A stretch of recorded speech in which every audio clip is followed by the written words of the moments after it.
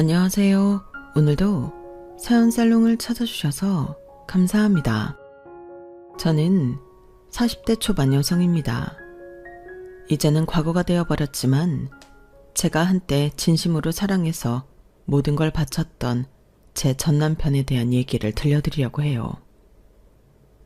그 사람을 처음 만났던 날은 아직도 생생하게 기억이 나요. 저는 32살, 대기업에서 마케팅 과장으로 일하며 차기 팀장 후보로 인정받고 있었고, 그는 35살, 작은 IT 스타트업의 대표였어요. 우리는 지역 스타트업 멘토링 프로그램에서 처음 만났죠. 처음엔 단순히 일적으로 알게 된 사이일 뿐이었어요. 그는 자신의 사업 아이디어를 설명하며 열정적으로 도움을 구했죠. 저희 플랫폼은 중소기업 광고주와 소비자를 더 빠르게 연결할 수 있는 솔루션이에요. 지금은 작은 규모지만 제대로 키우면 시장에 큰 변화를 줄 수 있다고 믿어요. 솔직히 저는 처음엔 그저 흔히 볼 수 있는 창업자라고 생각했어요. 하지만 멘토링을 진행하면서 그 사람의 끈기와 진심을 알아갈수록 인상이 달라지기 시작했죠. 그 사람은 단순히 조언을 듣고 흘려버리는 사람이 아니었어요. 매번 제가 제안한 아이디어를 성실히 실행에 옮기고 결과를 공유하며 배움을 이어갔어요. 서연 씨가 말한 대로 고객 데이터를 조금 더 분석해봤더니 확실히 피드백이 달라졌어요. 이런 건 처음이에요. 정말 감사합니다. 그렇게 일을 하며 우리는 조금씩 가까워졌습니다. 그리고 일이 끝나고 가끔씩 사적인 대화를 나누는 시간이 많아졌어요. 자신의 힘들었던 과거와 창업을 결심하게 된 계기를 그는 솔직하게 털어놨죠. 사실 제가 이 사업을 시작하게 된 건 제게도 성공해보고 싶다는 열망이 있었기 때문이에요. 제 스스로 증명하고 싶었거든요. 저는 그의 진지함과 열정에 점점 끌렸어요. 저 또한 제 커리어를 위해 헌신하며 살았던 시간이 길었기에 그의 이야기가 남일 같지 않았거든요. 우리는 함께 걷는 시간을 즐기기도 했어요. 바쁜 스케줄 속에서도 도주는 시간을 내서 저를 배려했죠. 오늘 저녁은 제가 사겠습니다. 항상 서연 씨가 도와주기만 하니까요. 정말 서연 씨를 만나서 얼마나 다행인지 몰라요. 이런 사소한 행동 하나하나가 쌓이면서 저도 모르게 제 마음이 움직였어요. 그러다 어느 날 멘토링 프로그램이 끝나고 마지막 모임에서 도진 씨가 저에게 고백했어요. 서연 씨, 솔직히 말할게요. 저는 요즘 서연 씨와 함께하는 시간이 정말 소중하게 느껴져요. 우리 조금 더 알아가 보면 안 될까요? 그의 고백은 진심으로 다가왔고 저 역시 그에 대한 마음을 숨길 수 없었어요. 그렇게 우리는 서로의 존재를 확신하며 사랑에 빠졌습니다. 도주는 누구보다 다정하고 세심한 사람이었어요. 일이 바쁠 때면 도시락을 준비해 제 회사 앞으로 찾아오기도 했죠. 오늘 하루도 힘들겠지만 이거 먹고 힘내요. 서연 씨가 행복했으면 좋겠어요. 저를 응원하고 지지하는 이런 순간들 속에서 저는 그가 정말 제 삶에 꼭 필요한 사람이라고 믿었어요. 그의 열정적인 모습과 다정한 태도는 제가 그를 위해 무엇이든 할 수 있을 거라는 생각까지 들게 했죠. 그런데요, 그때는 몰랐어요. 그 사랑이 얼마나 쉽게 변할 수 있는지. 그리고 그가 제 진심을 어떻게 이용하게 될지. 그 사람과 연애를 하던 시절 우리는 서로에게 완벽한 동반자라고 생각했어요. 저는 그의 꿈을 응원했고 그는 저를 항상 존중해주는 사람이었죠. 하지만 어느 날 남자친구가 조심스럽게 제안을 해왔어요. 서연아, 사실 내가 이 말을 해야 할지 말아야 할지 정말 많이 고민했어.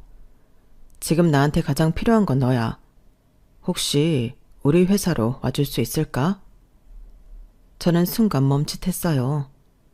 그 제안은 제게 커다란 결단을 요구하는 것이었거든요.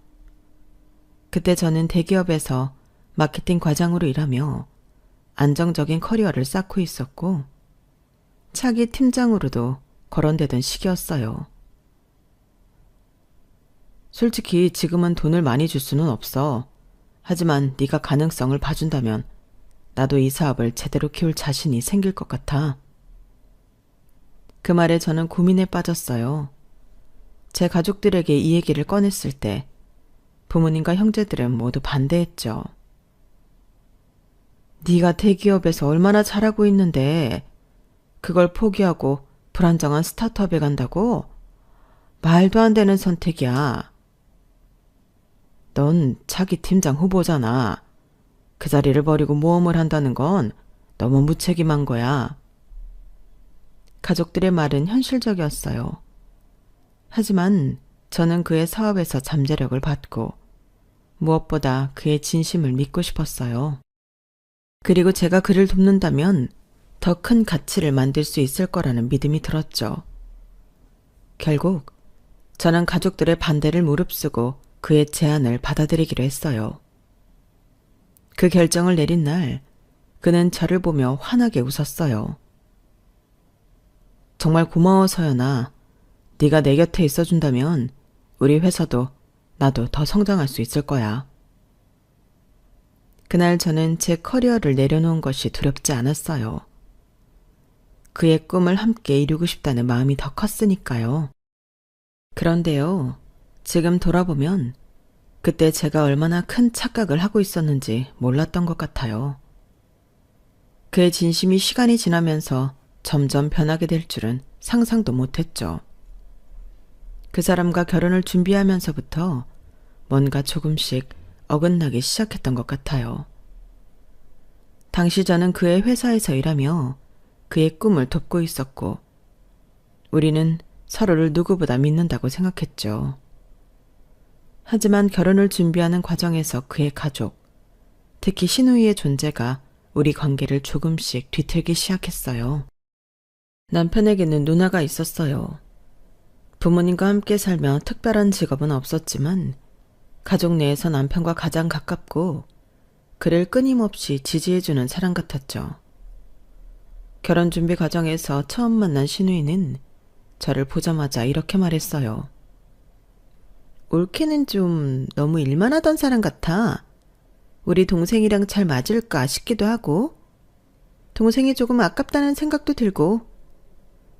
그 말은 칭찬 같았지만 묘하게 돌려가는 말이라 듣는 순간 바로 마음이 불편해지는 말이었죠.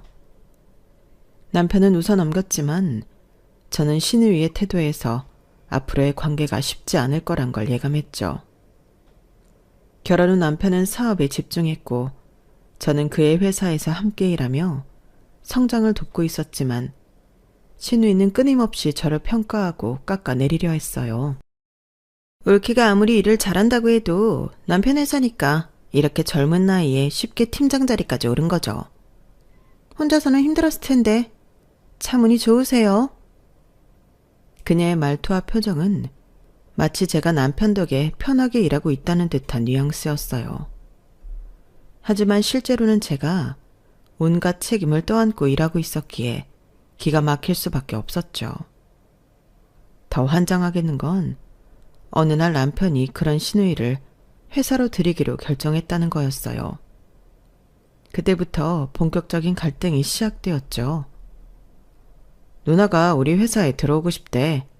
가족끼리 도와주는 게 좋잖아. 팀에 합류하면 네가 좀 챙겨줘.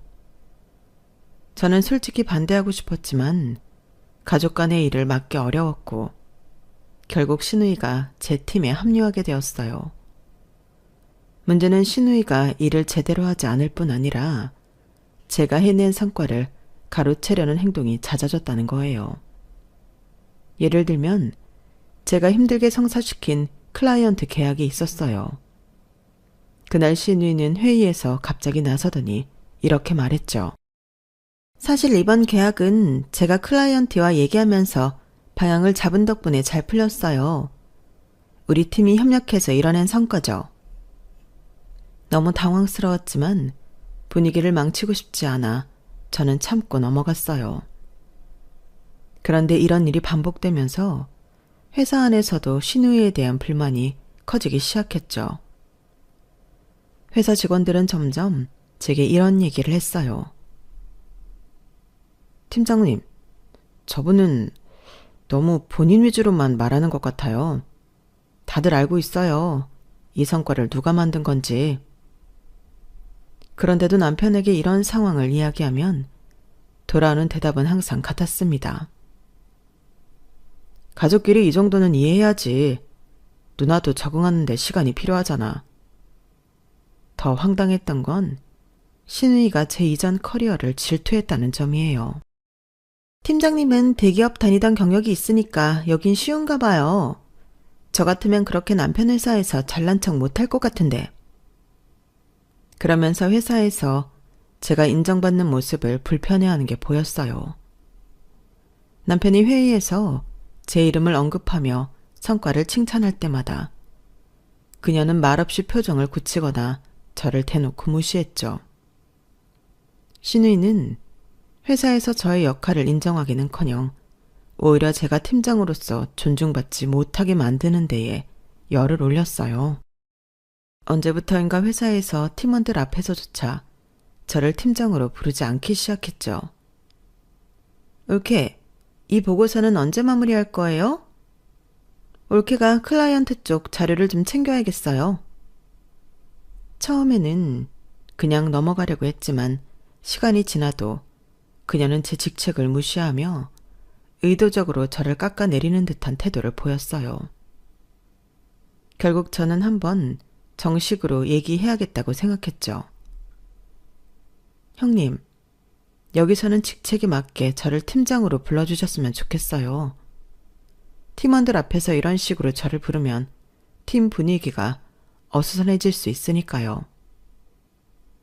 그 말을 듣는 순간 그녀는 화가 난 표정으로 자리에서 벌떡 일어났습니다. 그리고 직원들 앞에서 이렇게 소리쳤어요. 뭐라고?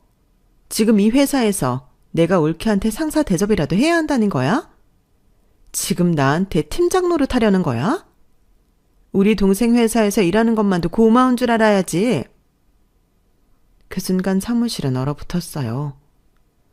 다른 팀원들은 황당한 얼굴로 우리를 쳐다봤고 분위기는 완전히 망가졌습니다. 저는 순간적으로 아무 말도 하지 못했어요. 이렇게 대놓고 저를 무시하는 태도에 충격을 받았거든요. 신우이는 자신의 분노를 멈추지 않았어요. 올케, 여기서 아무리 팀장인 척 해봤자 어차피 내 동생 회사 아니에요? 본인 힘으로 된 자리는 아니라는 걸 좀 아셔야지. 결국 그날 회의는 파토가 났고 팀원들 사이에서는 어색한 분위기가 감돌았습니다. 팀원들이 나중에 조용히 와서 제게 이렇게 말하더라고요. 팀장님, 저희는 팀장님이 어떤 분인지 이 팀을 어떻게 이끌어왔는지 잘 알아요. 너무 신경 쓰지 마세요. 그 말을 들으면서도 저는 마음 한구석이 무너지는 기분이었어요.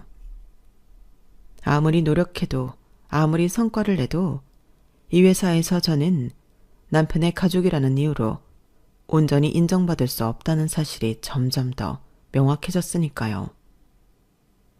그 일을 남편에게 이야기했을 때 그는 신우이를 두둔했어요. 누나가 그랬다고? 그래도 가족끼리 감정 상하게 하면 안 되잖아. 네가 팀장이니까 누나를 이끌어주고 이해해주면 안 돼? 그 순간 저는 남편에게조차 제가 보호받지 못한다는 걸 깨달았어요. 제가 이 회사에서 남편과 신우이를 위해 얼마나 희생하고 있는지 아무도 알아주지 않는다는 사실이 너무나 괴로웠죠. 신우이와의 갈등이 커져가는 와중에 더 괴로웠던 건 어느 순간부터 남편마저 저를 인정하지 않기 시작했다는 거예요. 처음엔 저를 믿고 지지해주던 그 사람이 이제는 오히려 저를 깎아내리는 말을 하며 은근한 열등감을 드러내기 시작했어요. 한 번은 회사 회의 중에 제가 클라이언트와 협력 방안을 제안했을 때 남편이 이렇게 말했어요. 그건 좀 이상적인 얘기 같은데 서연 씨의 방식이 항상 맞는 건 아니잖아. 현실적으로 봐야지. 서연 씨라는 그의 말투와 팀원들 앞에서의 태도가 너무 차갑게 느껴졌어요. 제가 제안한 아이디어는 이전에도 성공적인 결과를 가져왔던 방식이었지만 그는 마치 제가 항상 틀리는 사람인 것처럼 행동했죠. 집에서도 남편의 태도는 다르지 않았어요. 제가 힘들다고 얘기하면 그는 늘 제 말을 가볍게 흘려보냈어요. 너무 예민한 거 아니야? 누나도 적응하는 중인데 네가 조금 더 이해해주면 되잖아.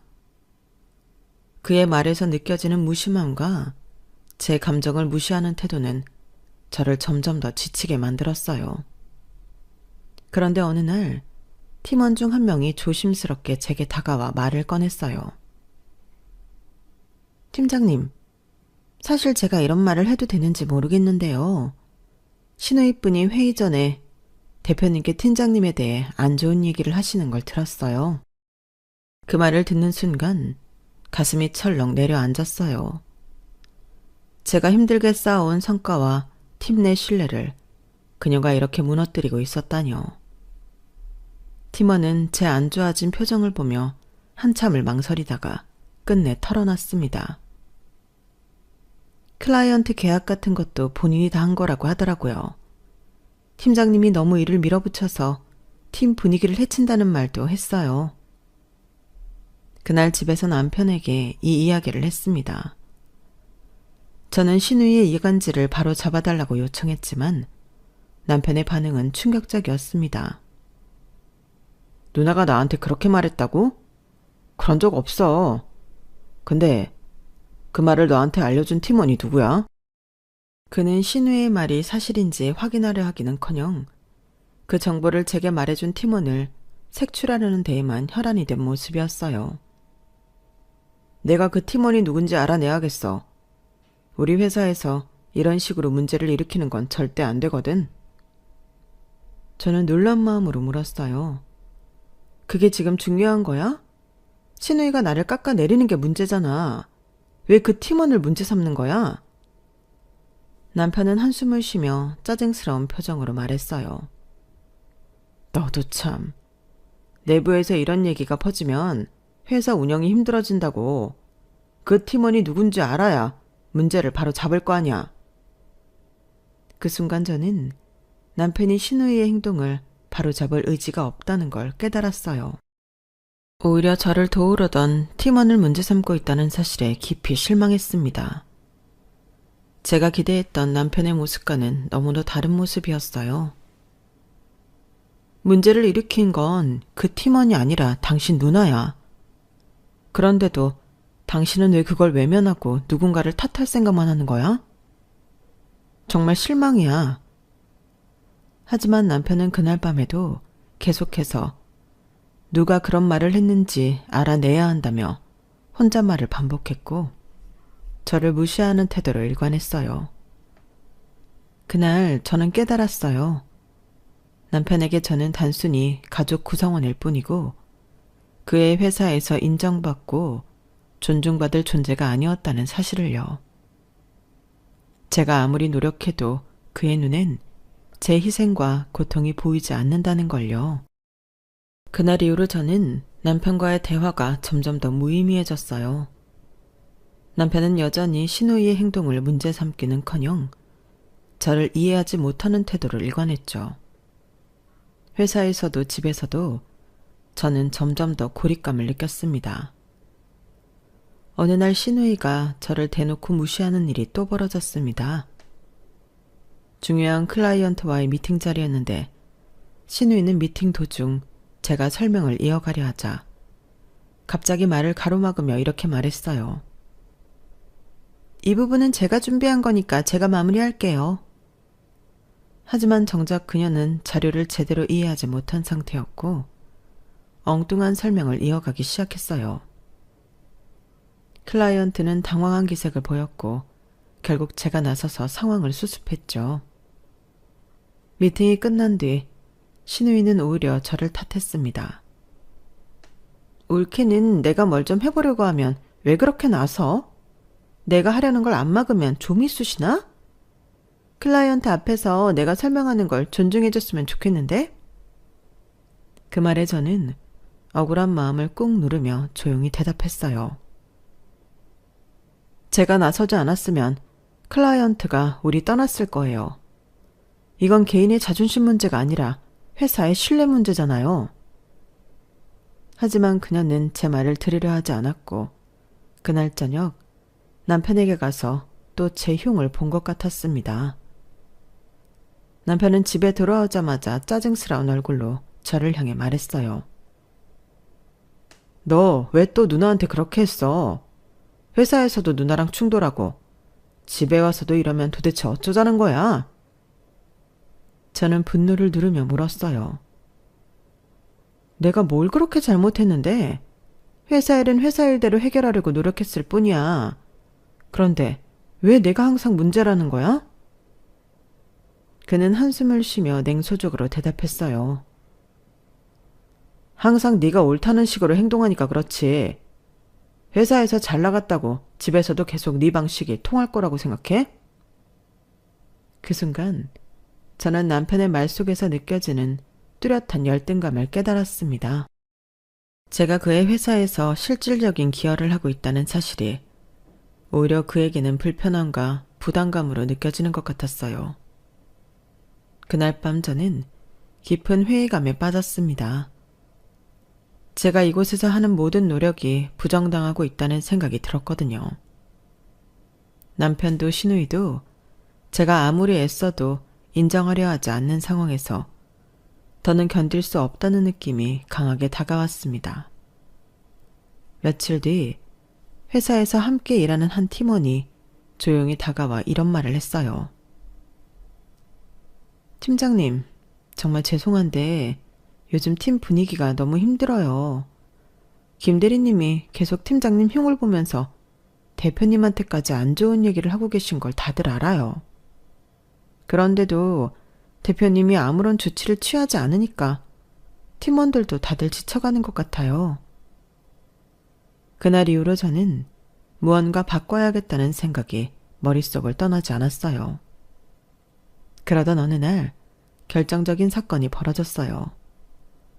회사에 중요한 프로젝트가 있었는데 이 프로젝트는 저와 팀원이 몇 달 동안 공들여 준비한 것이었어요. 하지만 신우이는 이 프로젝트를 만나 클라이언트와 직접 소통하겠다고 나섰습니다. 저는 불안했지만 남편의 묵인 아래 신우이가 프로젝트를 주도하게 되었죠. 결과는 끔찍했어요. 신우이는 클라이언트의 요구사항을 제대로 이해하지 못했고 협상 과정에서 실수를 거듭하며 결국 프로젝트가 무산되고 말았죠. 회의실에서 클라이언트와의 관계를 복구하려 애쓰던 저는 남편이 신우이 대신 저를 탓하는 모습을 보고 말문이 막혔습니다. 이건 네가 팀장으로서 제대로 리드하지 못한 책임 아니야? 누나가 처음부터 모든 걸 맡을 수는 없었잖아. 그의 말은 저를 완전히 무너뜨렸어요. 몇 달 동안 쏟아부은 제 노력은 무시당했고 실패의 책임은 모두 제게 전가되었으니까요. 아까 그 말 진심이야? 내가 한 일이 뭐고 누가 실패했는지는 당신이 더 잘 알잖아. 회사라는 게 다 그런 거야. 누나도 노력하고 있는 중인데 네가 조금 더 양보하면 안 돼? 이 정도 가지고 예민하게 구는 거 회사에 좋을 게 없어. 그날 밤 저는 더 이상 이 상황을 견딜 수 없다고 느꼈습니다. 며칠 후 저는 또다시 충격적인 소식을 듣게 되었어요. 팀장님, 김 대리님이 대표님한테 팀장님 해고를 고려하라고 말씀하시는 걸 들었어요. 다들 너무 답답해하고 있어요. 팀장님 덕에 여기까지 온 팀인데 이렇게 끝나는 건 말이 안 돼요. 그 말을 들은 저는 더 이상 제 자리를 지키는 게 의미 없다는 걸 깨달았어요. 그동안 회사에서 제 역할을 증명하려고 했던 모든 노력은 신의와 남편에 의해 무너지고 있었으니까요. 저는 집으로 돌아와 남편에게 물었습니다. 당신은 내가 여기서 계속 일하는 게 맞다고 생각해? 아니면 그냥 나가줬으면 좋겠어? 그는 한숨을 쉬며 이렇게 말했어요. 솔직히 네가 요즘 예민해진 것 같아서 가정에 더 집중하면 좋겠어. 회사는 내가 알아서 할 수 있을 것 같아. 그의 말에 저는 잠시 멍해졌습니다.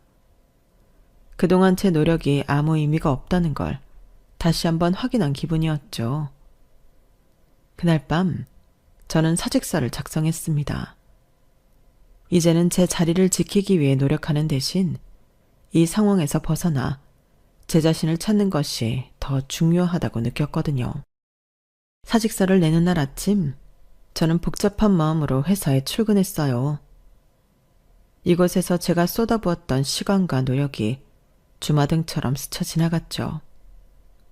하지만 더는 여기서 제 자신을 잃어가며 버틸 수 없다는 결심이었어요. 사직서를 대표실에 제출하고 팀원들에게 마지막으로 인사를 전하기 위해 회의실로 향했습니다. 팀원들은 이미 무거운 분위기 속에서 기다리고 있었어요. 제가 무언가 결정을 내렸다는 걸 짐작하고 있었던 거죠. 회의실 문을 닫고 한참을 망설이다가 저는 어렵게 말을 꺼냈습니다. 여러분, 오늘 제가 마지막으로 팀장으로서 여러분과 함께 있는 날이에요. 더 이상 이 자리에서 여러분과 함께 할 수 없게 되었어요. 그 말을 들은 팀원들은 놀란 표정으로 웅성거리기 시작했어요.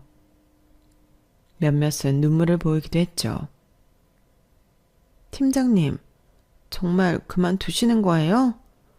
우리 팀이 여기까지 올 수 있었던 건 팀장님 덕분인데 이렇게 떠나시면 저희는 어떻게 해요? 그 말에 잠시 목이 메이더라고요. 여러분, 저도 많이 고민했어요. 하지만 지금 제가 여기에 남아있는 게 오히려 여러분에게 더 부담이 될 수도 있겠다고 생각했어요. 여러분은 정말 유능한 사람들이에요. 제가 없더라도 이 팀은 충분히 잘 해낼 거라고 믿어요. 그렇게 말하면서도 제 마음속에서는 수많은 감정이 뒤섞이고 있었습니다. 저는 그들에게 실망감을 안겨주고 싶지 않았고 동시에 그들이 포기하지 않길 바랐어요. 마지막으로 팀원들을 바라보며 덧붙였습니다. 저 없이도 충분히 잘할 수 있어요. 여러분은 유능하고 이 회사에는 여러분 같은 사람들이 필요해요. 힘들겠지만 서로를 믿고 버텨주세요. 나중에 돌아보면 이 시간도 분명 지나가 있을 거예요. 팀원들은 여전히 아쉬움과 불안 속에서 고개를 끄덕였지만 저의 결정을 받아들이는 듯 보였어요. 저는 그들과 마지막으로 악수를 나누며 마음속으로는 팀원들의 안부를 간절히 기도했죠. 그날 회사를 떠나는 제 발걸음은 생각보다 더 무거웠어요. 팀원들의 얼굴, 그들의 말 한마디 한마디가 머릿속이 맴돌며 제 가슴을 먹먹하게 했죠. 하지만 제가 지금 떠나는 것이 그들을 위해서라도 저를 위해서도 필요한 선택이라는 것을 잘 알았어요. 하지만 회사를 그만둔 후에도 저는 남편과의 갈등에서 벗어날 수 없었어요. 오히려 집에서의 삶은 더 답답하고 숨막히는 공간으로 변해갔죠. 제가 회사를 떠난 후 남편은 오히려 이런 말을 했습니다. 이제 회사 일은 신경 쓰지 말고 가정에 더 집중하면 좋겠어. 요즘은 너도 좀 쉬어야 할 때 아니야? 그 말에 저는 말없이 고개를 끄덕였지만 그의 태도에는 어떤 배려도 느껴지지 않았어요. 그가 원하는 건 제가 쉬는 게 아니라 제가 그의 가족과 회사에 대해 문제를 제기하지 않는 사람이 되는 것이었으니까요. 얼마 지나지 않아 남편은 더 노골적으로 자신의 생각을 드러내기 시작했어요. 솔직히 너도 회사에서 나간 게 잘한 거야. 팀장이라곤 하지만 내가 아니었으면 그런 자리도 못 가졌을 텐데. 너무 욕심부리지 말자. 그 말을 듣는 순간 제 손이 떨렸어요. 제가 그동안 쌓아온 커리어와 노력은 모두 부정당한 기분이었죠.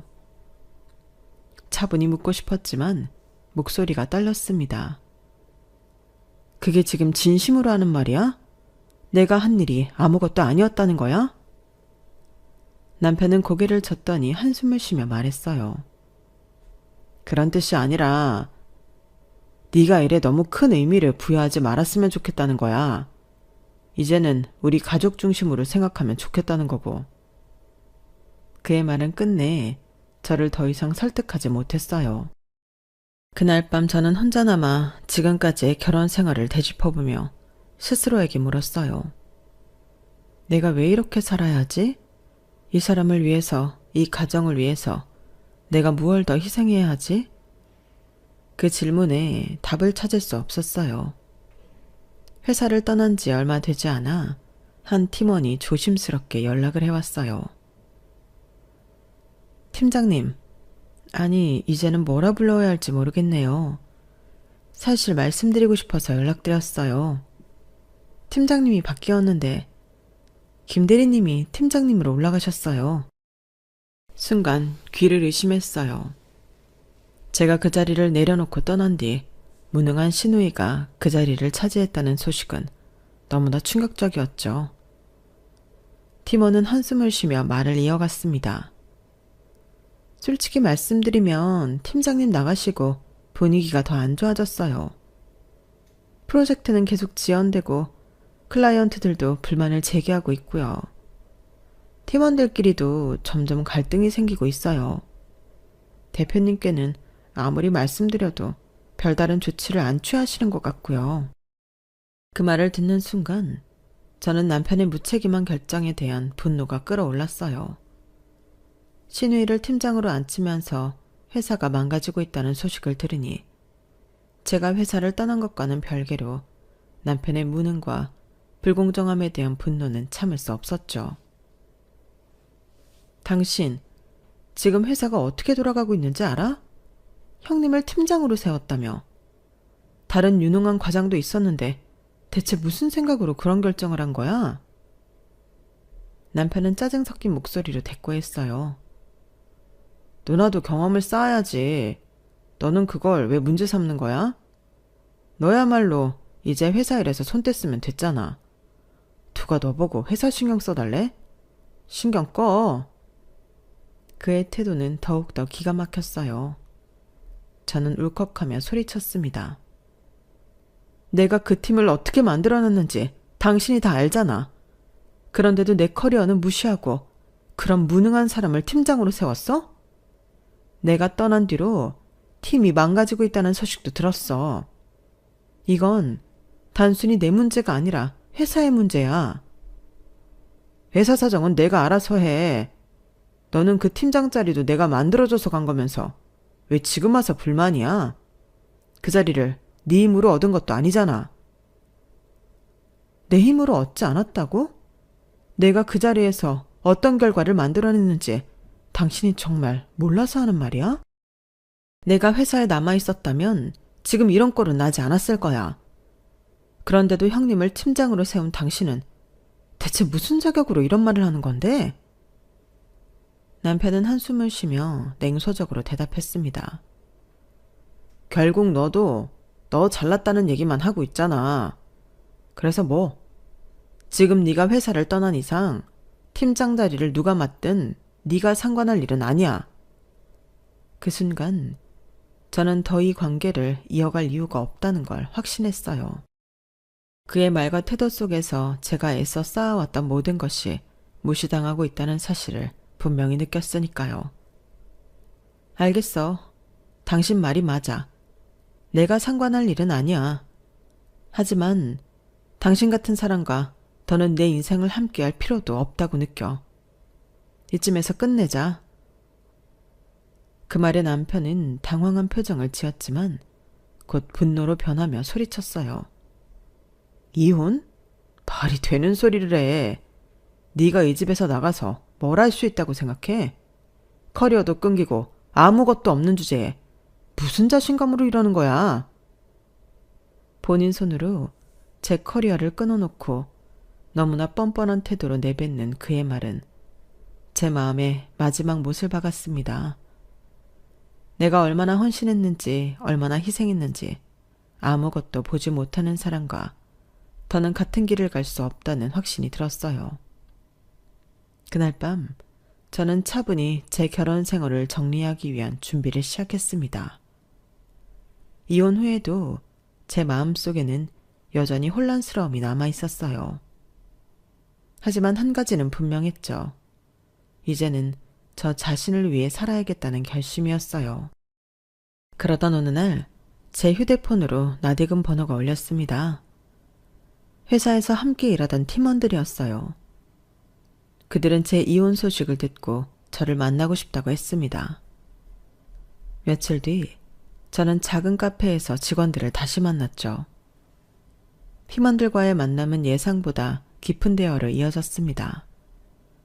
팀원들은 처음에는 회사 상황에 대한 이야기를 조심스럽게 꺼냈지만 곧 저에 대한 걱정과 분노를 쏟아내기 시작하더라고요. 팀장님, 저희는 솔직히 회사에 남아있는 게 너무 힘들어요. 김 대리님이 팀장으로 말도 안 되는 고속 승진을 한 뒤로 제대로 진행되는 일이 하나도 없어요. 클라이언트들도 계약을 끊겠다고 하고 프로젝트는 다 엉망이에요. 한 팀원이 말을 이어갔습니다. 근데 더 화가 나는 건 대표님도 아무런 조치를 안 한다는 거예요. 누가 봐도 문제는 새로운 팀장인데 가족이라는 이유로 여전히 방치하고 있잖아요. 회사 전체가 무너져가는 걸 보는 기분이에요. 저는 그들의 이야기를 들으면서 그동안 묻어두었던 제 경험을 솔직히 털어놔야겠다고 생각했어요. 사실 내가 이혼한 것도 그런 이유 중 하나야. 너희가 겪는 그 불공정한 상황을 나도 똑같이 겪었거든. 그 사람은 나를 믿기는커녕 내 노력을 무시하고 형님 편만 들었거든. 그런 회사에 더는 남을 이유가 없었어. 제 이야기를 들은 팀원들의 얼굴이 점점 더 굳어졌습니다. 한 팀원이 분노 섞인 목소리로 말했어요. 세상에 팀장님, 그런 일이 있었던 거예요? 저희는 정말 몰랐어요. 그래도 설마 하는 마음에 짐작만 했었는데 대표님이 그런 식으로 행동했다는 게 너무 실망스럽네요. 다른 팀원이 울분을 터뜨렸습니다. 이 회사는 잘 되면 안 돼요. 그런 부당한 방식으로 운영되는 회사가 망하지 않으면 어떤 회사가 망하겠어요? 유능했던 팀장님은 해고되고 이제는 대표님이랑 이혼까지 하셨는데 이제 팀장님도 이 회사 신경 쓸 이유 없잖아요. 우리도 이직해야죠. 그들은 저를 보며 결의를 다지듯 말했어요. 팀장님이 우리에게 이렇게까지 잘해주셨는데 저희가 여기에 더 남아 회사에 충성할 이유가 없어요. 이제는 팀장님도 우리도 각자 잘 되는 길을 가야죠. 팀원들의 말은 제 마음을 울렸습니다. 산전수전을 함께하며 이끌었던 팀이 제가 떠난 뒤에도 여전히 저를 지지하고 있다는 사실이 너무나 고맙고도 미안했거든요. 저는 가족 같은 팀원들을 바라보며 진심으로 말했습니다. 너희가 그렇게 생각해줘서 정말 고마워. 너희는 어디서든 잘할 수 있을 거야. 내가 그동안 함께하면서 배운 건 너희가 정말 유능하다는 거니까 충분히 더 조건 좋은 회사로 갈 수 있을 거야. 너희가 새로운 길을 찾는다면 나도 응원할게. 그렇게 팀원들은 단체로 사직서를 제출했고 회사는 그들의 빈자리를 메우지 못하며 점점 기울어가기 시작했어요. 저는 그날 팀원들과 헤어진 뒤 오랜만에 희망과 다짐을 느꼈어요. 그리고 그 다짐은 곧 새로운 기회를 현실로 만들어냈습니다. 팀원들이 회사를 떠난 뒤 저는 마음 한편이 시원하면서도 무거웠어요. 그들에게 미안한 마음과 함께 이제는 저도 새로운 시작을 해야 한다는 결심이 들었거든요. 며칠 뒤 한 대기업에서 제게 연락이 왔습니다. 제가 예전에 다녔던 회사의 경쟁사였죠. 그곳에서는 저의 과거 경력과 성과를 높이 평가하며 마케팅 부서의 핵심 프로젝트를 맡아달라는 제안을 해왔어요. 솔직히 처음엔 망설였어요. 과거의 상처가 아직 남아있어서 새롭게 시작할 자신이 부족하다고 느꼈거든요.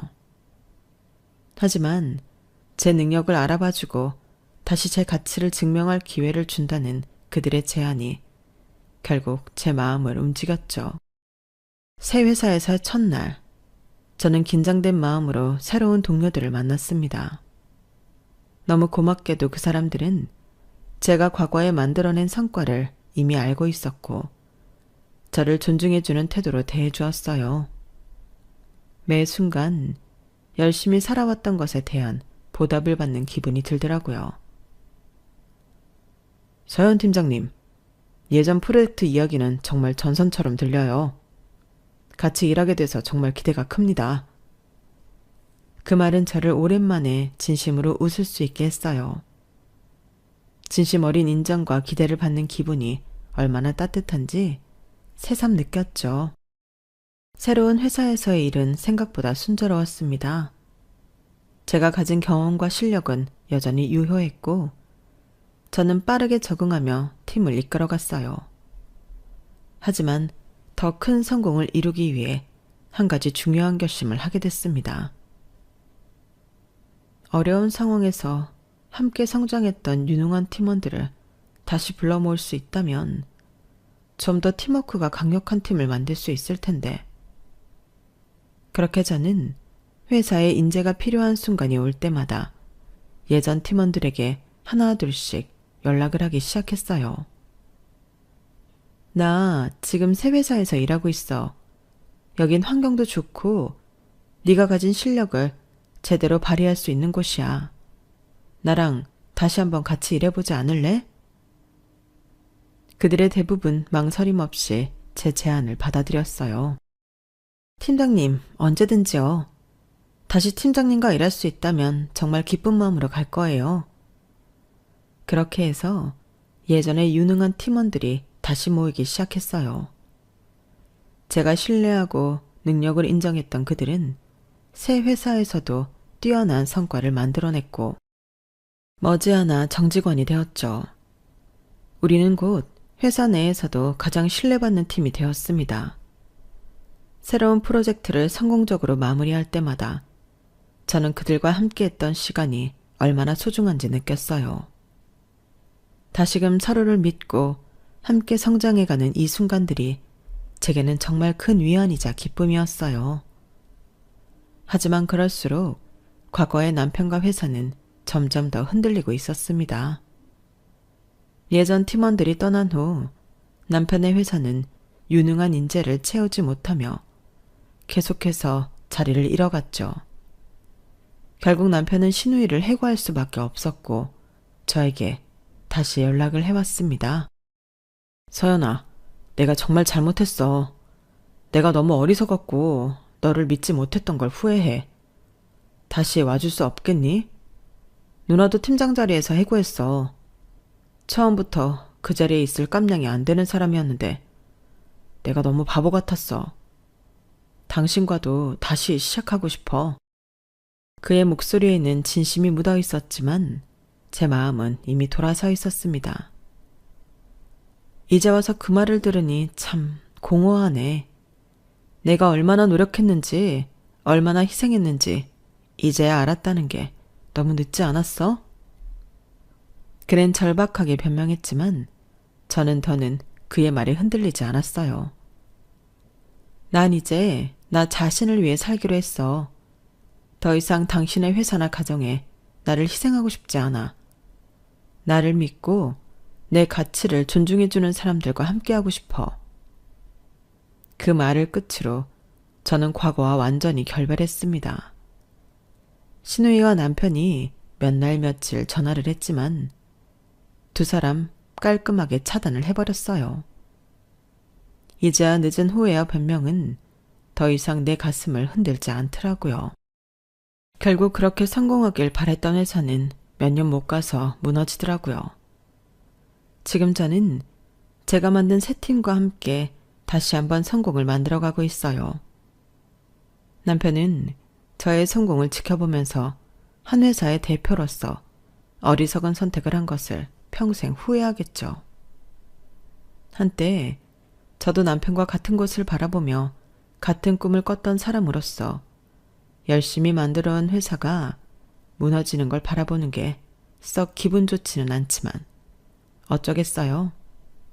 이제는 그런 안쓰러운 마음마저 조금도 남지 않아서 남편이 제게 했던 말을 돌려주고 싶은 마음뿐이네요. 이건 네가 대표로서 제대로 리드하지 못한 책임 아니야? 라고요. 제 사연은 여기까지입니다. 들어주셔서 감사드려요. 매일매일 행복하세요. 여러분, 사연 댓글에 응원과 현명한 조언 부탁드려요. 좋아요와 구독은 저에게 큰 힘이 됩니다. 오늘도 좋은 일 가득하세요.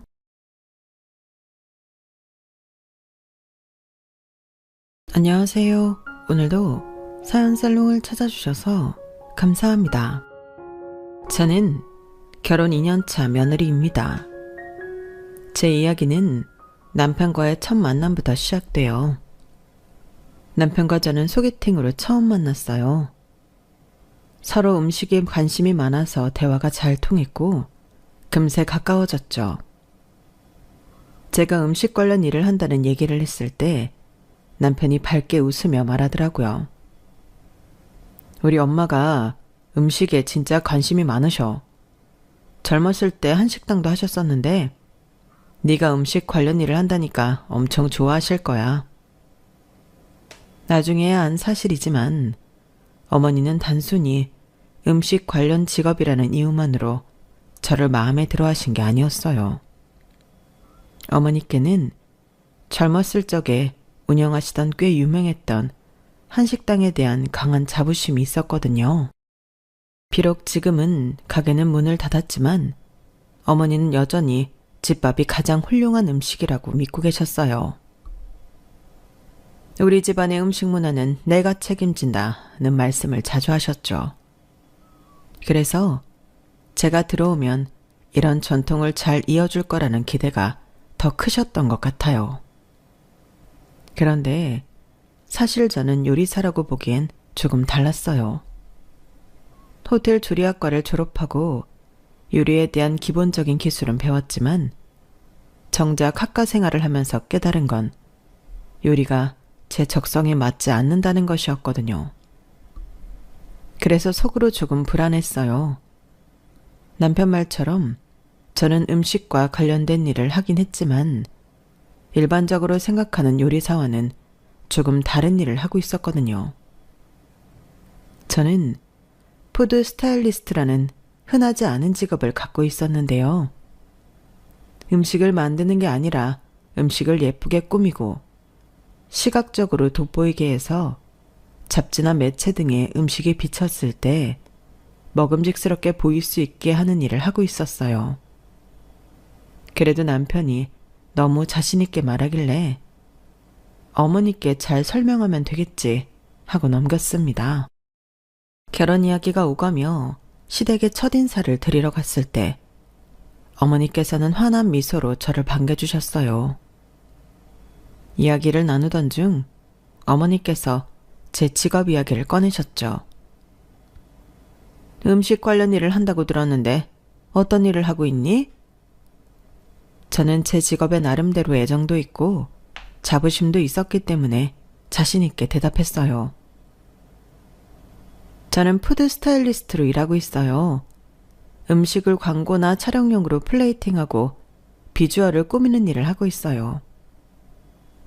어머니는 한순간 멈칫하시더니 고개를 갸웃하시며 물으셨어요. 푸드 스타일리스트? 플레이팅? 그게 뭐야? 그러니까 음식을 만드는 일은 맞는 거지? 남편이 옆에서 끼어들며 어머니께 설명하려고 했어요. 어머니, 그러니까 직접 요리를 하는 건 아니고 음식을 더 먹음직스럽고 멋지게 보이도록 꾸미는 거예요. 사진 촬영 같은 데 쓰이는 음식 비주얼이요. 하지만 어머니는 여전히 이해가 잘 안 되시는 표정으로 말했어요. 그게 무슨 말인지 잘 모르겠네. 뭐 결국 음식 만드는 일 아닌가? 어쨌든 요리 관련된 거라면 우리 집에 딱이지. 어쨌든 조리학과를 나왔다고 들었는데 요리도 잘하는 거 맞지? 뭔가 오해가 생길 것 같은 느낌에 저는 다시 한번 차분히 설명했어요. 어머니, 제가 호텔 조리학과를 졸업하긴 했지만 제가 하는 일은 음식을 만드는 것보다는 플레이팅과 비주얼을 꾸미는 일이에요. 요리를 잘한다기보다는 음식을 보기 좋게 꾸미는 쪽에 더 가까워요. 어머니는 여전히 조금 헷갈린다는 표정으로 한숨을 쉬시며 이렇게 말씀하셨어요. 어렵게 말하긴. 어쨌든 음식 관련된 거라면 요리 잘하는 거랑 비슷하겠지 뭐. 전공은 요리인데 요리 기본은 다 배웠을 테니 그 정도면 충분해.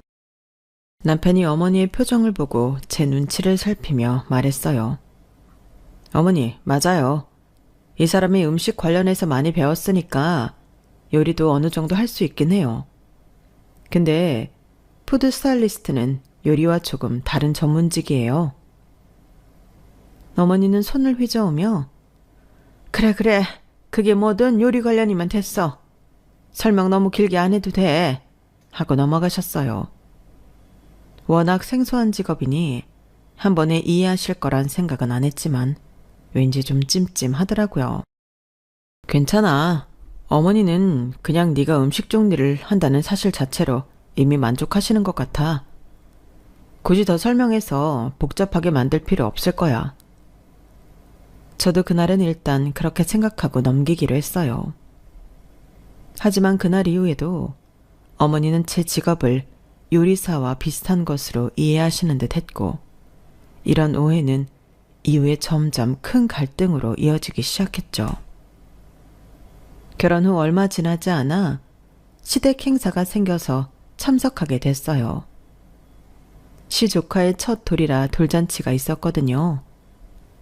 돌잔치 장소는 고급 호텔 뷔페였고 음식도 다양하고 깔끔하게 준비되어 있어 딱 보기에도 손님들이 만족할 만한 곳이었죠.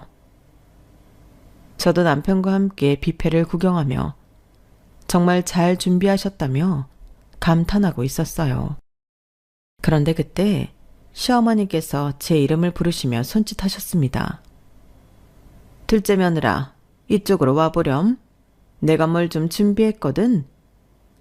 저는 무슨 일인가 싶어 따라갔는데 어머니는 호텔 뷔페 한쪽 빈 테이블에 커다란 가방을 열고 계셨어요.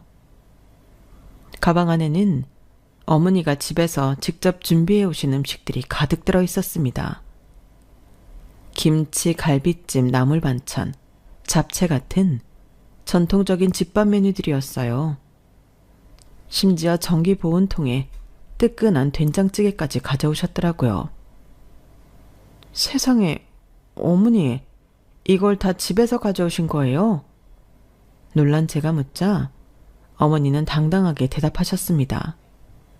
그럼 우리 집안 잔치에 이런 호텔 음식만으로는 부족하지. 어르신들 입맛엔 우리 집밥이 딱이야. 앞으로 네가 배워야 할 것도 이런 거야. 다음에 네 아이 돌잔치 때는 너도 이렇게 준비해야 한다. 순간 말문이 막히더라고요. 시어머니의 자부심 넘치는 모습과 이미 음식이 완벽히 차려진 호텔 뷔페 상황이 너무 대비됐거든요. 그런데 문제는 그뿐만이 아니었어요. 어머니께서 가져오신 음식을 하나 둘씩 테이블 위로 차리기 시작하자 손님들의 시선이 점점 그쪽으로 몰리기 시작했습니다. 호텔 직원들도 어찌할 바를 몰라 멀찍이서 지켜보고 있었고요. 뭔가 이상하다는 눈빛을 주고받던 손님들 중 몇몇이 멀리서 어색하게 웃으며 속삭이는 소리가 들렸습니다. 저게 뭐지? 저 음식 호텔에서 준비한 건 아니겠지? 아니, 뷔페에 음식 많은데 뭐하러 음식을 해온 거야? 심지어는 호텔 매니저로 보이는 분이 다가와 말을 걸려고 하다가 어머니의 당당한 태도에 잠시 망설이는 모습도 보였어요. 잔치의 주인공이나 다름없었던 형님께서도 옆에서 창피함에 얼굴이 빨갛게 달아오르시더라고요. 어머니가 이러실 줄은 몰랐어요. 어떡해요? 진짜 당황스럽네. 형님도 모르게 하신 거예요? 알았으면 절대 못 하시겠죠. 그때 어머니는 손님들 앞에서 음식을 권하시며 더 당당하게 말씀하셨어요. 여러분, 이건 제가 직접 준비한 집밥이에요. 이런 잔치엔 우리 집 전통 음식이 빠질 수 없잖아요.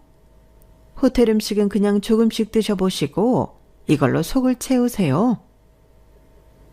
손님들 중 몇몇은 어머니의 음식이 정말 맛있어 보였는지 아, 이게 직접 하신 거예요? 역시 손맛이 남다르시네요.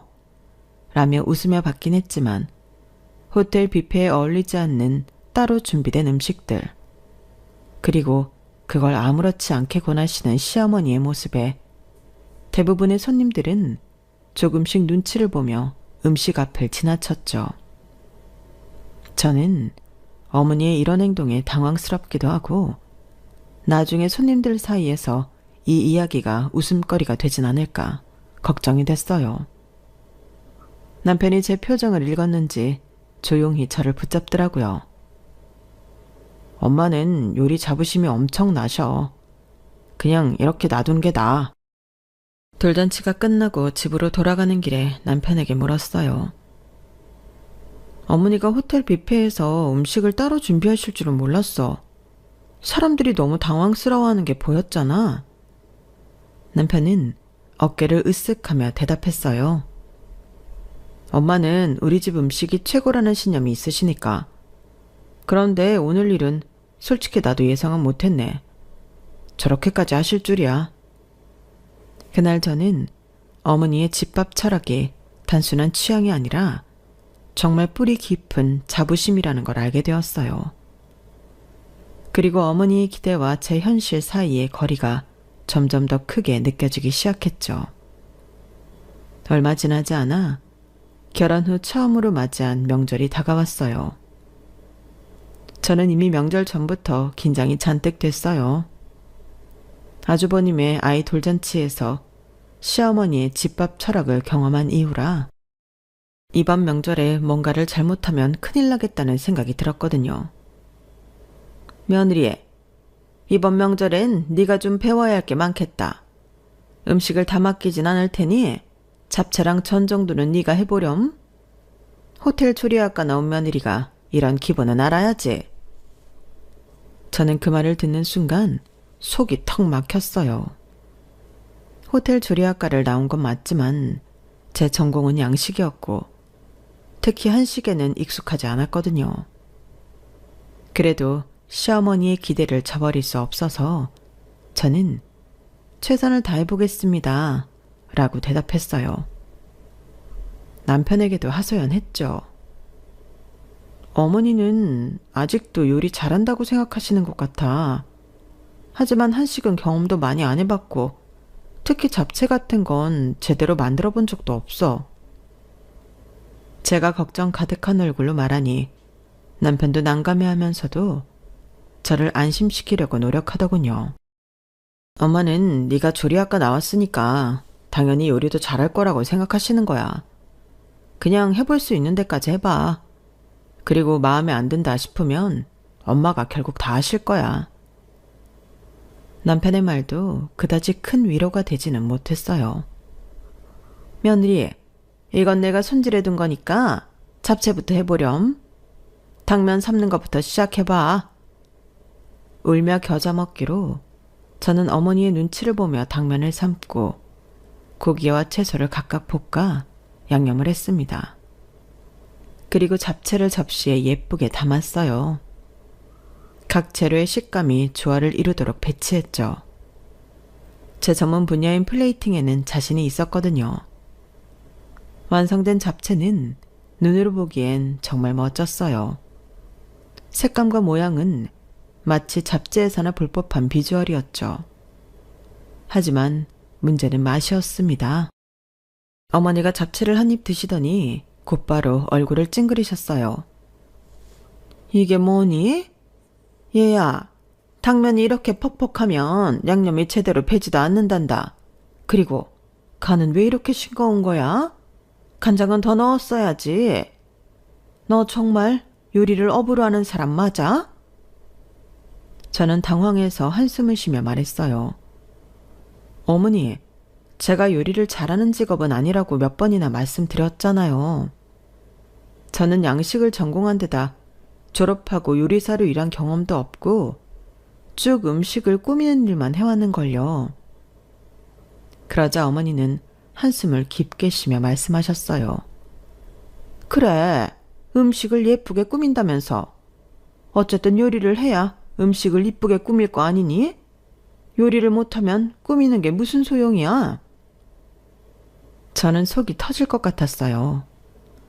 맛에는 처음부터 자신이 없었으니 최대한 잘하는 거라도 더 잘 해보자는 마음에 플레이팅에 집중하며 내가 할 수 있는 최선을 다했는데 어머니의 기대에는 전혀 미치지 못한 것 같아 더 답답했죠. 남편이 옆에서 상황을 달래려고 웃으며 말했어요. 엄마, 그래도 비주얼은 진짜 파인다이닝 레스토랑급 아닌가요? 맛은 조금 부족할 수 있어도 말이에요. 하지만 어머니는 고개를 저으며 단호하게 말씀하셨어요. 비주얼이고 뭐고 명절 음식은 맛이 제일 중요해. 내가 다시 만들어야겠다. 며느라, 다음엔 내가 하는 거 잘 보고 제대로 배워야 한다. 어머니는 부엌으로 들어가 직접 잡채를 새로 만드셨고 그 사이 저는 전을 부치기 시작했어요. 그런데 전을 부칠 때도 어머니는 계속 부엌을 들락거리며 지적하셨습니다. 불 조절은 이렇게 하는 거야. 동그랑땡 크기가 왜 이렇게 제각각이니? 이런 걸 기본적으로 해야지. 그날 밤 집으로 돌아오는 차 안에서 저는 남편에게 불만을 털어놓았어요. 이렇게까지 할 거면 왜 나한테 맡기신 거야? 어머니가 하시는 게 제일 맛있을 텐데. 남편은 제 손을 꼭 잡아주며 미안해 하더라고요. 다음번엔 내가 미리 엄마한테 말해놓을게. 너무 스트레스 받지 마. 저는 고개를 끄덕였지만 마음 한구석이 여전히 답답했어요. 특히 어머니의 말. 요리를 해야 꾸미는 거 아냐? 라는 말이 계속 머릿속에 맴돌면서 앞으로 명절이나 가족 행사가 올 때마다 이런 스트레스를 반복할 것 같아 무거운 기분이 들었죠. 시간이 지나 결혼 후 첫 번째로 맞이하는 남편의 생일이 왔어요. 그해 남편의 생일은 평일이었어요. 주말을 이용해 오랜만에 둘이서 여행을 가기로 했기 때문에 당일에는 집에서 조용히 저녁을 보내기로 했죠. 특별한 날인 만큼 저는 오랜만에 옛 전공을 살려 남편에게 정성껏 요리를 해주기로 했어요. 남편은 제 요리를 좋아해서 무척 기뻐하더라고요. 아침에 남편이 시부모님께 전화를 받고 생일 인사를 나눴을 때도 저의 계획을 전하며 설레는 마음을 숨기지 못했죠. 아들, 오늘 생일인데 뭐하니? 오늘은 효진이가 집에서 양식 풀코스를 만들어준대요. 정말 기대돼요. 주말엔 여행도 가고요. 그래? 양식은 잘한다면서 얼마나 잘하는지 궁금하네? 그래, 맛있게 먹고 좋은 시간 보내라. 저는 속으로 안도의 한숨을 쉬었어요. 어머니께서 별다른 말씀 없이 좋은 시간 보내라고 하셨으니 이번엔 정말 저희끼리 조용히 보낼 수 있을 거라 생각했죠. 그래서 저는 정성껏 음식을 준비했습니다. 신선한 샐러드, 따뜻한 크림 스프, 해외 유명 셰프 스타일로 구운 스테이크와 곁들임 야채, 집에서 금방 만들 수 있는 달달한 디저트까지. 평소에는 바쁘다는 핑계로 요리를 제대로 못했지만 남편을 위해 이렇게 신경 쓰는 날은 오랜만이라 저도 기분이 좋았어요. 남편은 옆에서 기대에 찬 목소리로 말했어요. 와, 이건 따로 레스토랑에 안 가도 될 수준인데 진짜 기대된다. 저녁이 완성될 무렵 초인종 소리가 울렸습니다. 남편이 의아한 표정으로 문을 열어보니 시부모님이 서 계셨습니다. 아니, 우리 아들 생일이라고 실력 발휘 좀 한다기에 와봤다. 그놈의 천국 요리는 얼마나 잘하는지 보러 왔지? 남편의 얼굴이 굳었고 저는 부엌에서 멈칫하며 눈치를 봤습니다. 남편이 최대한 차분한 목소리로 말했어요. 엄마, 말씀도 없이 오시면 어떡해요. 저희 오늘은 그냥 둘이 조용히 보내려고 했는데요. 어머니는 아랑곳하지 않고 웃으며 집으로 들어오셨습니다. 조용히 보내는 건 좋지만 양식은 그렇게 잘한다니 내가 안 먹어볼 수 없잖아. 맛만 보고 갈게. 어머니는 식탁에 앉으셨고 준비한 음식을 드셨습니다. 시아버지도 음식을 살펴보시더니 함께 앉아 한 입씩 드시기 시작했어요. 저희가 먹을 양으로만 세팅해 두었던 음식은 점점 줄어들었고 저는 결국 수저를 내려놓을 수밖에 없었죠. 남편이 참다 못해 말했어요. 엄마, 아빠, 오늘은 효진이가 저 위에 준비한 건데요. 맛보셨으면 그만 돌아가 주시면 안 될까요? 어머니는 그 말을 듣고는 웃으며 말씀하셨어요. 양식이 배가 찬 것도 아닌데 뭘. 보긴 예쁘네. 근데 먹은 것 같지가 않아. 이러고 어떻게 생일이라고 하겠니? 남편의 목소리가 조금 더 단호해졌습니다. 엄마, 제가 말했잖아요. 오늘은 저희끼리 보내고 싶다고요. 요리를 안 좋아하는 사람이 제 생일 한번 챙겨주겠다고 이렇게까지 정성 들여 신경 써줬는데 그걸 좀 알아주시면 안 돼요? 그러자 아버지가 끼어들며 웃으셨어요. 야, 네 녀석은 왜 이렇게 쓸데없이 예민하게 구냐? 엄마가 너 장가 보내고도 뜨뜻한 밥 맛있게 잘 먹이려고 그러는 거 아니냐? 어릴 때부터 엄마 밥 맛있다고 잘 먹고 컸으면서 뭘 그러냐? 하지만 시아버지에게는 화를 낼 틈도 없이 시어머니는 이미 냉장고를 열어 재료를 꺼내기 시작하셨습니다. 그냥 내가 부엌 좀 써야겠다. 된장찌개 끓여서 밥 한 끼 먹고 가야겠다. 우리 집은 생일엔 밥 먹는 게 기본이지. 남편은 머리를 감싸쥐고 한숨을 쉬며 저를 바라봤습니다. 저는 아무 말도 하지 못한 채 어머니가 부엌에서 된장찌개를 끓이시는 모습을 바라봤어요. 엄마, 제발 그만 좀 하세요. 오늘은 그냥 집에 가세요. 뭐야? 네 생일에 밥 한 그릇도 못 먹고 가면 내가 속이 뒤집힌다. 기다려라. 금방 된다. 결국 저희는 된장찌개와 밥을 먹게 되었고 제가 정성 들여 만든 양식은 완전히 잊혀진 채였습니다. 어머니는 식사를 마치고 한숨을 쉬며 말씀하셨어요. 양식은 뭐 보기엔 예쁘지만 역시 우리 집밥이 최고야. 며느라, 다음엔 이런 밥상을 제대로 차려보렴. 이게 진짜 음식이지. 안 그러냐? 그날 밤 남편은 저를 달래려 애썼지만 저는 이미 화가 머리끝까지 나 있었습니다. 여보, 엄마는 그냥 당신 음식을 먹어보고 싶었던 거야. 너무 속상해하지 마. 그럼 왜 굳이 된장찌개까지 끓여서 밥을 먹고 가셨는데? 남편도 할 말을 잃고 말없이 제 손을 잡았습니다. 저는 그날 이후로 시부모님과 관련된 모든 일이 불안하게 느껴지기 시작했어요. 함께 보내는 남편의 첫 생일이 엉망이 된 후 저는 남편에게 강력히 선언했습니다. 이번 생일엔 절대 집에서 요리 안 해. 무조건 밖에서 먹자. 그리고 어머니랑 낮에 통화도 하지 마. 혹시 모르잖아. 남편도 저와 같은 생각이었는지 바로 근사한 레스토랑을 예약했습니다. 좋아. 이번엔 완벽하게 너랑 나만의 시간을 보내자.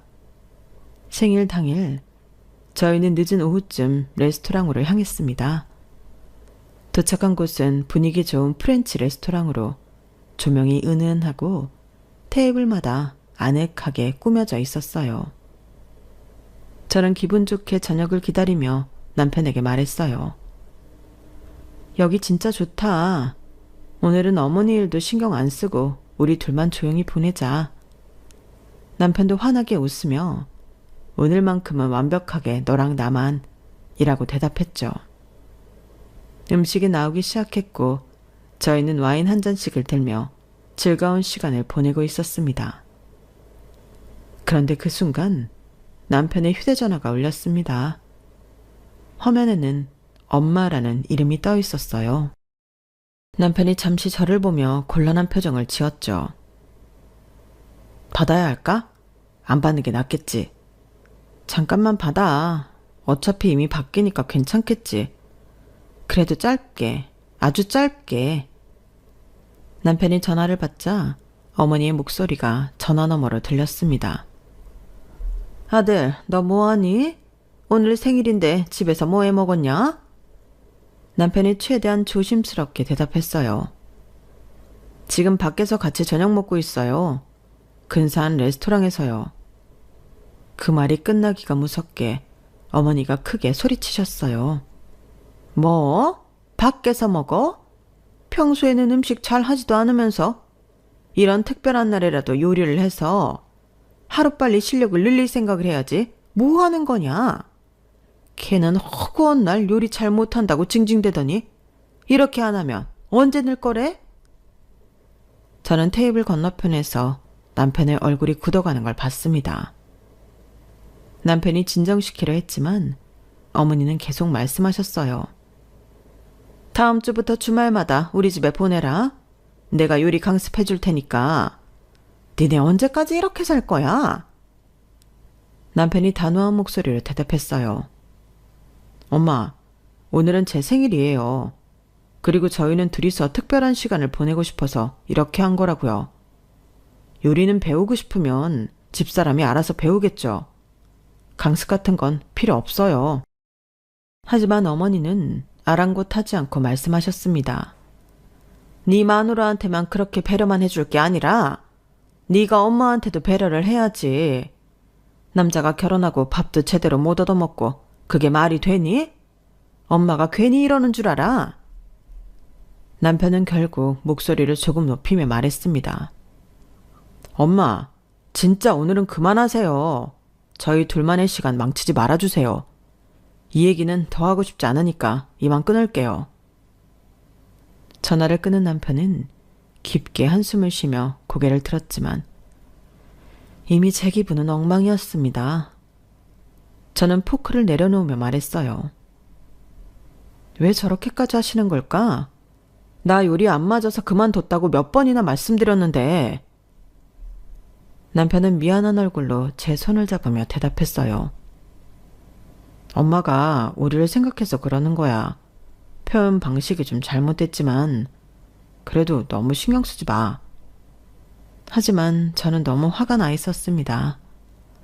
어머니의 요리 강습 제안은 남편이 단호히 거절해서 무산되었지만 저를 무시하는 어머니의 태도는 제 마음의 상처로 남았습니다. 저녁을 마치고 집으로 돌아오는 길, 남편이 다시 한번 사과했어요. 여보, 정말 미안해. 다음엔 아예 전화도 안 받고 더 철저히 대비할게. 그게 문제야? 내가 요리를 못한다고 매번 이런 얘기를 듣는데 그게 스트레스라고. 나 정말 요리 더 싫어질 것 같아. 그날 이후로 저는 요리와 관련된 시댁의 기대에 대해 더 큰 부담을 느끼게 되었고 남편의 생일조차도 온전히 우리 부부를 위한 시간을 보낼 수 없다는 생각에 스트레스가 심해졌어요. 남편의 세 번째 생일이 다가오자 저는 남편에게 단호히 말했습니다. 이번엔 아예 집에 있지도 않을 거야. 어머니가 또 갑자기 찾아오셔서 내 요리를 갈구시거나 밥을 차릴까봐 그런 걱정을 할 필요 없는 곳으로 떠나버리고 싶어. 남편도 고개를 끄덕이며 찬성했죠. 좋아. 이번엔 숙소를 예약해서 하루 종일 집을 비우자. 엄마한테는 나중에 따로 얘기할게. 저희는 여행을 겸해 편안한 숙소를 예약했고 당일 아침 일찍 출발하기로 했습니다. 하지만 그 계획은 시작부터 틀어지고 말았어요. 그날 새벽 초인종 소리가 울렸고 반쯤 잠이 깬 남편이 문을 열어보니 시어머니와 시아버지가 커다란 장바구니를 들고 서 계셨습니다. 엄마, 이렇게 아침 일찍 무슨 일이에요? 어머니는 활짝 웃으며 말씀하셨습니다. 오늘 네 생일인데 보나마나 며느리는 음식을 한다고 한들 또 양식 같은 거나 꾸미고 있을 테니까 미역국 한 번을 제대로 안 끓여줄 것 같아서 내가 왔지. 생일이면 미역국은 기본 아니냐? 저는 침실에서 소란스러운 소리를 듣고 부엌으로 나와 상황을 확인했어요. 어머니는 이미 부엌에 장을 풀어놓고 미역과 고기를 꺼내고 계셨습니다. 어머님, 이건 다 뭐예요? 제가 당황스러운 얼굴로 물었더니 어머니는 환히 웃으며 대답하셨습니다. 아니, 내 아들 생일인데 미역국도 안 끓이고 그냥 넘어갈 생각이었니? 그럴 것 같아서 내가 왔지. 이제라도 배우면서 제대로 준비해. 하도 기가 막혀서 아무 대답도 못하고 있으니 남편이 급히 나서서 말렸습니다. 엄마, 저희 오늘 아침 일찍 나가기로 했어요. 예약해둔 숙소가 있어서 빨리 출발해야 한다고요. 그러자 어머니는 냄비를 꺼내며 한숨을 내쉬었습니다. 그래? 근데 미역국도 못 먹고 가면 너희 엄마 속이 뒤집힌다. 30분이면 끓일 테니 그동안 기다려라. 그리고 며느라, 너도 여기 와서 배워. 너 이런 음식 제대로 배워야 한다니까. 남편의 만류에도 막무가내로 저를 부엌으로 끌어당기는 손에 열이 확 오르더라고요. 그제야 참았던 감정을 터뜨렸습니다. 어머니, 제가 음식하는 걸 즐기지도 않고 잘하지도 않는다고 몇 번이나 말씀드렸잖아요. 그런데 왜 자꾸 저한테 이렇게 강요하시는 거예요? 어머니는 그 말을 듣고는 눈썹을 치켜 올리며 대답하셨습니다. 음식을 꾸민다면서 제대로 요리도 못하면서 무슨 꾸미는 걸 하겠다는 거니? 음식 꾸미는 걸 업으로 한다는 애가 실상 제대로 된 밥 한 끼도 못 차린다는 게 말이 되니? 저는 더 이상 참을 수가 없었습니다. 그럼 어머니가 하세요. 저는 요리도 적성에 안 맞아서 그만둔 건데 계속 이런 식으로 저한테 기대만 하시면 저도 힘들어요. 남편이 저와 어머니 사이에 서서 급히 중재를 시도했습니다. 엄마, 제발요. 당신도 너무 화내지 말고. 엄마, 저희 진짜 가야 해요. 미역국은 나중에 끓여주세요. 제 생일인데 이런 걸로 또 싸우고 싶지 않아요. 그러나 어머니는 단호하셨습니다.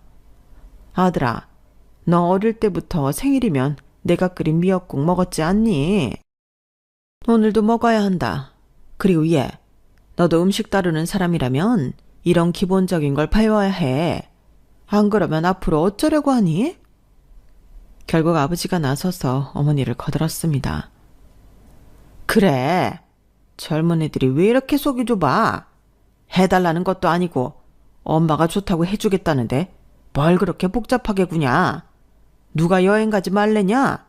가기 전에 뜨뜻한 미역국 먹고 출발하면 더 좋은 거 아니냐? 저는 더 이상 참을 수 없었습니다. 미역국은 두 분이서 드시고 가세요. 저는 더 이상 할 말 없어요. 남편은 제 손을 잡으며 부엌을 빠져나와 작은 목소리로 말했습니다. 미안해. 엄마가 고집이 너무 세서. 내가 어떻게든 더 단호히 말할게. 그날 저희는 한참 뒤에야 집을 나설 수 있었습니다. 이미 분위기는 엉망이었고 숙소에 도착해서도 저는 기분이 풀리지 않았습니다. 더 이상 이런 상황을 반복하고 싶지 않았던 저는 다음번에는 어머니가 절대 예기치 못한 방식으로 맞서보기로 결심했어요. 남편의 세 번째 생일 이후 저는 시어머니의 집밥 집착과 요리의 강요에 대한 복수를 결심했습니다.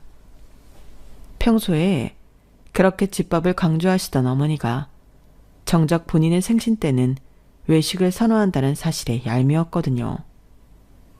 그래서 이번 생신에는 어머니께 집밥으로 생신을 축하하자고 제안하며 은밀한 복수의 계획을 시작하기로 했죠. 어머니, 올해 생신엔 집에서 저희가 직접 준비한 음식을 드시는 게 어떨까요? 어머니께서 항상 집밥이 최고라고 말씀하시잖아요. 저와 형님이 열심히 준비해서 어머니 생신을 멋지게 만들어 드릴게요. 잠시 침묵이 흘렀습니다. 그리고 어머니의 목소리가 약간 어색하게 들려왔죠. 아니야, 생일엔 나도 좀 편하게 보내야지. 니네 음식 마음에 안 들면 내가 다시 다 해야 하는데. 외식 장소 괜찮은데 예약 잡으면 거기서 하자. 저는 속으로 웃으며 아주 순진한 척 대답했습니다. 그렇게 말씀하시면 제가 실력을 늘릴 기회가 없잖아요. 어머니께서 늘 그러셨잖아요. 요리는 연습할수록 느는 거라고요. 생신 같은 특별한 날에 연습해보지 않으면 언제 배우겠어요? 어머니는 당황한 기색이 역력했습니다. 아, 그래도 생일엔 좀 쉬고 싶어서. 네가 그렇게 말하니 뭐. 알겠다. 그럼 한번 해보거라. 전화를 끊고 남편에게 상황을 설명하자 남편은 말없이 고개를 절레절레 흔들었습니다. 여보, 엄마를 이렇게 몰아붙이면 나중에 후회하지 않을까? 아니, 절대 후회 안 해. 이번엔 어머니께 내가 얼마나 진지하게 배우고 있는지 보여드릴 거야. 단 내 방식대로. 며칠 후 상황을 알게 된 형님이 제게 따로 연락하셨습니다. 왜 그런 제안을 한 거야?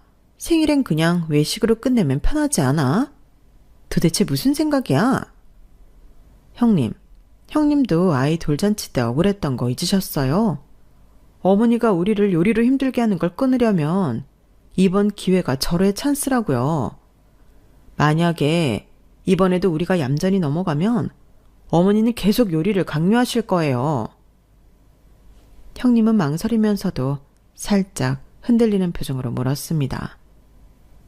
근데 우리가 이런다고 어머니가 변하실까?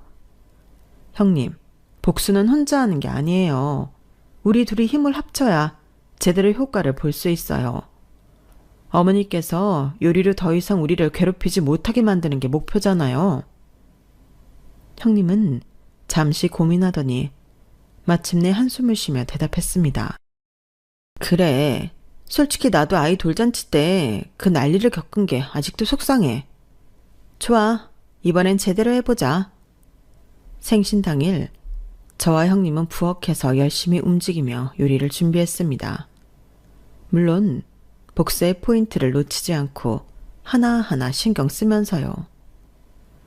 된장찌개는 일부러 소금을 너무 많이 넣어 짜게 만들었고 잡채는 간을 거의 하지 않아 밍밍하게 내놓았어요. 저는 일부러 태우거나 더 익혀서 보기에는 괜찮아 보이지만 먹기엔 곤란하게 만들었습니다. 시어머니는 음식을 하나씩 맛보시며 점점 표정이 굳어졌습니다. 이 된장찌개는 왜 이렇게 짜니? 이건 둘째 네가 했니? 맛을 보고 간을 맞췄어야지. 저는 아주 진지하게 대답했습니다. 어머니, 아까 간 봐달라고 했을 때 간이 약하다고 하셔서 이번엔 좀 강하게 했는데 좀 과했나 봐요. 다음엔 더 신경 쓸게요. 어머니는 한숨을 쉬며 형님이 하신 잡채를 드셨습니다. 이건 너무 싱겁잖아. 당면만 먹는 것 같아서 맛이 하나도 안 느껴져. 형님이 옆에서 덧붙였습니다. 어머니, 이번엔 간을 약하게 하라셔서 싱겁게 해봤어요. 입에 안 맞으세요? 다음엔 적당히 맞춰보겠습니다. 아버지도 젓가락을 내려놓으며 말씀하셨습니다. 여보, 그냥 내년부턴 외식하는 게 좋지 않겠어? 애들 고생시키지 말고. 어머니는 화를 꾹 참으시며 대답하셨습니다. 그래, 내가 외식을 좋아하는 이유가 있었네. 니네가 내 입맛에 맞추는 건 아직 너무 무리구나. 형님은 식탁 밑으로 제 발을 툭 치며 웃음을 참으시더라고요. 저희는 서로 눈빛을 교환하며 작전 성공의 기쁨을 나눴습니다. 하지만 한 번으로 끝낼 수는 없었어요. 어머님이 집밥이나 저희 요리에 학을 떼실 때까지 계속해야 했죠. 다음에 시어머니의 생신이 다가오자 어머니는 이번에도 외식을 고집하셨습니다. 얘들아, 이번엔 그냥 외식하자. 밖에서 먹는 게 편하고 좋잖아. 괜히 니네도 집에서 해먹는다고 준비하느라 고생하지 말고. 어머니의 외식 제안에 저는 바로 형님에게 전화를 걸었습니다. 형님, 이번엔 어머니가 외식을 하자고 하시는데 우리가 이번 기회를 놓치면 안 된다고 생각해요. 어머니 입에서 집밥 이야기가 다시는 안 나오게 해야죠. 형님은 한숨을 쉬며 물었습니다. 또 뭘 하려는 거야? 지난번 복수도 힘들었잖아. 형님, 이번엔 간단해요. 어머니가 집밥에 질리게 하는 거예요. 재료를 너무 많이 준비해서 음식은 푸짐한데 다 먹지도 못하고 잔뜩 남겨서 난감하게 만드는 거죠. 형님은 잠시 망설이더니 웃으며 대답했습니다. 그래, 기왕 하는 거 마지막이라 생각하고 제대로 해보지 뭐. 어머니가 다시는 집밥 이야기를 꺼내지 않게 하자. 어머니께 다시 전화를 걸어 형님과 함께 생신 식사를 집에서 하자고 설득을 시작했습니다. 어머님, 이번엔 어머님 댁에서 식사를 준비할게요. 어머니께서 항상 말씀하셨잖아요. 요리는 연습해야 된다고. 이번에도 어머니가 저희 실력이 얼마나 늘었는지 봐주셔야죠. 어머니는 단호히 거절하라 하셨습니다. 아니야, 밖에서 먹는 게 편하고 좋다니까. 생일엔 나도 좀 분위기 있는 곳에서 맛있는 걸 먹으면서 쉬고 싶다.